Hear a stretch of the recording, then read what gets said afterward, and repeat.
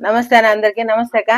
So ఈ రోజు మనం ఏం చేస్తున్నామంటే మన వ్యవసాయంలో సేంద్రియ పద్ధతిలో మనం మామూలుగా మాట్లాడుతుంటాం. కానీ ఈ రోజు ఏమంటే మామూలుగా మీ ఊర్లో ఏం పంటలు పెట్టినారు?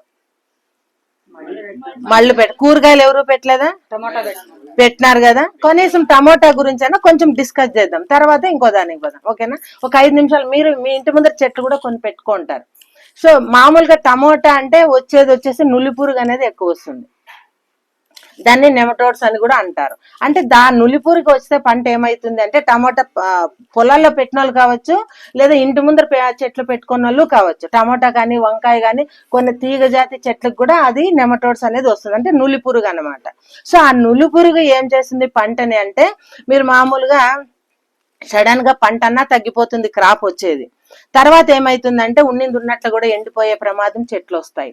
సో లేదు అంటే ఆకంతా ఎండిపోయి రాలిపోతుంది. అంటే ఇవి మీరు కనుక్కుంటే, సో దీనికి ఏముంది అని ఒక మొక్క మీరు పీకి చూసినారంటే ఎక్కువగా టమోటాకు వస్తుంటుంది. దాంట్లో ఏముందంటే ఏర్లకు వచ్చేసి ఇట్లా బుడిపిల్లాగా ఉంటాయి అన్నమాట. లోపల ఏరుకి బుడిపులు వస్తుంది, దాంట్లో నులిపురుగు అనేది ఉంటుంది అన్నమాట. సో అది ఏం చేస్తుందంటే మన మొక్కని పెరగనీదు, పంటను రానిదు, మొక్కని చంపేస్తుంది. సో అది రాకూడదు మన పంటలకి అంటే మనం ఎక్కువగా 90% టమోటాకి అట్లా కూరగాయల మొక్కలకి వస్తుంది, తీగల జాతికి వస్తుంది అనమాట. మీరు కాకర పెడుతుంటారు, బీర పెడుతుంటారు, కొంతమంది అడుగుతారు కాయ ఎండిపోతుంది పండు అయితే అంటుంది అని. సో ఇదంతా కూడా మనకి ఈ నెమటోడ్స్ అంటే నులి పురుగుల నుంచి జరుగుతుంది అనమాట. ఈ నులి పురుగులు మనం కంట్రోల్ చేయాలంటే యాక్చువల్గా ఏం చేయాలంటే, మనము స్టార్టింగ్ లో మీరు పంట పెట్టేటప్పుడు యాపిండి తెలుసు కదా మీకు. మామూలుగా అంటే మీరు ఏమనుకుంటారంటే యాపిండి కొనుక్కొస్తే రేట్ అంటారు. సో లేని వాళ్ళు అయితే 200 కేజీలు ఎకరాకి యాపిండి వేయాల.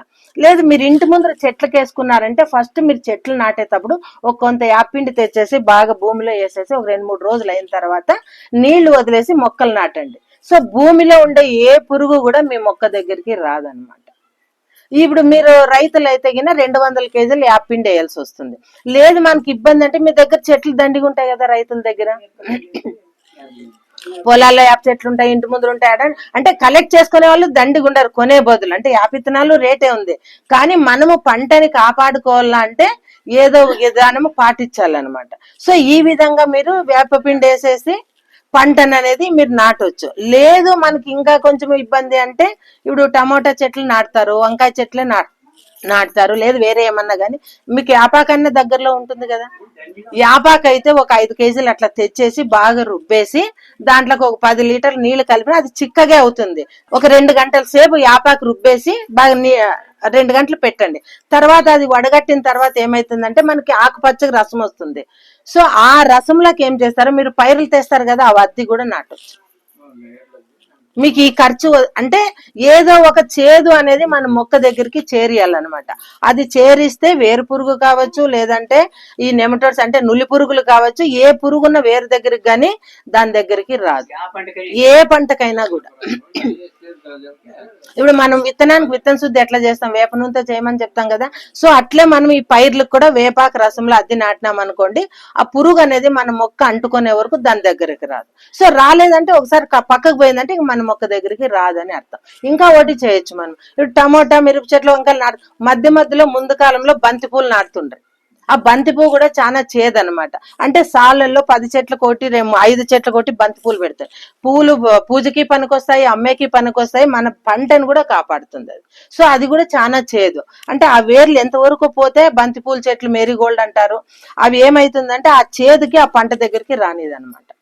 సో అదేం నష్టం కాదు కదా. సో ఈ విధంగా మనము నులి పురుగు కానీ లేదా నెమటోడ్స్ అనేది రాకుండా మన పంటను కాపాడుకోవాలంటే ముందుగా ఇది మనం వేపపిండి అనేది భూమిలోకి వేయాలి. ఇంక ఇండ్ల దగ్గర చెట్లకైతే ఎంత ఒక 2-3 సేర్లు పిండి అయితే దండిగా అవుతుంది, వేసి మొక్కలు నాటుకోండి. ఎవరు ప్రతి ఒక్కరికి ఇష్టం ఇంటి దగ్గర ఏదో మొక్క పెడదామంటాం కదా, ఆ మొక్క నాటి నీళ్లు పోసి చనిపోయిందంటే అందరికీ బాధ ఉంటుంది. ఇప్పుడు మీ ఇండ్ల దగ్గర ఈడ నంజమ్మల ఇంట్లో ఎన్ని చెట్లు ఉన్నాయి చూడండి, తమలపాకు చెట్టు ఉంది, మల్లె చెట్లు ఉన్నాయి, అన్ని ఉన్నాయి. సో ఇవి ఏమన్నా అయ్యింది అంటే ఎఫెక్ట్ మనకు అర్థమైపోతుంది ఏముంది అనేది. సో వేప అనేది మనకి సర్వరోగ నివారణ. వేప చెట్టు ఎందుకు దేవతలాగా మనం కొలుస్తామంటే మనుషుల్ని కాపాడుతుంది, అది పంటల్ని కాపాడుతుంది. అందుకని వేప చెట్లు ఎక్కడున్నా కూడా సమృద్ధిగా పెంచండి అంటారు. మనోళ్ళు కూడా వేప చెట్టు కొట్టేకి ఎవరు ఇష్టపడరు. సో దాని నుంచి చూడండి ఎన్ని పంటలు మనం కాపాడుకోవచ్చు. లేదు మీకు వేప నూనె దగ్గరలో ఉంటే వేప నూనె కూడా మనం స్ప్రే చేయొచ్చు పంటలకి ఏమన్నా దోమ అది ఉందంటే. సో ఈ విధంగా మీరు చేయాలంటే ఎకరాకు వచ్చి 200 కేజీలు వేపపిండి గుర్తు పెట్టుకోండి అన్న. దుక్కిలోకి వేసేసి మనము పాదులు చేసి కదా పైరు నాటుతాము. సో మీరు ఇంకా నాటేటప్పుడు కూడా ఏం చేయొచ్చు అంటే యాపాకు నీళ్ళల్లో మనము మీకు చెప్పినాను కదా రుబ్బేసి యాపాకు అంతా ఆ రసం వడగట్టిన తర్వాత 10 ఏర్లు అద్దేసి మళ్ళీ మీరు నాటొచ్చు. అదేం పెద్ద కష్టం కాదు కదా. ఇప్పుడు మన నర్సరీలో మనం పైర్లు కొనుక్కొస్తాము, దానికి ఏముంటుందో మనకి తెలీదు. సో తెచ్చిన తర్వాత ఆ నర్సరీ బాగలేదు అంటుంటాం, ఆ పంట పోయింది అంటాం.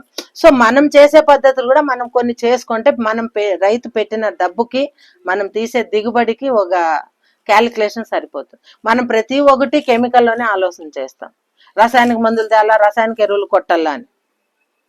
కానీ సృష్టి అనేది మనకు దేవుడు అన్ని పెట్టినాడు మన దగ్గరే. ప్రతి ఒక్క చెట్టు, ప్రతి ఒక్క మొక్క, ప్రతి ఏదో ఒక దానికి పనికి వస్తుంది. సో ఈ విధంగా మీరు నులి పురుగు అనేది కంట్రోల్ చేయొచ్చు. ఓకే అన్న, నమస్తే.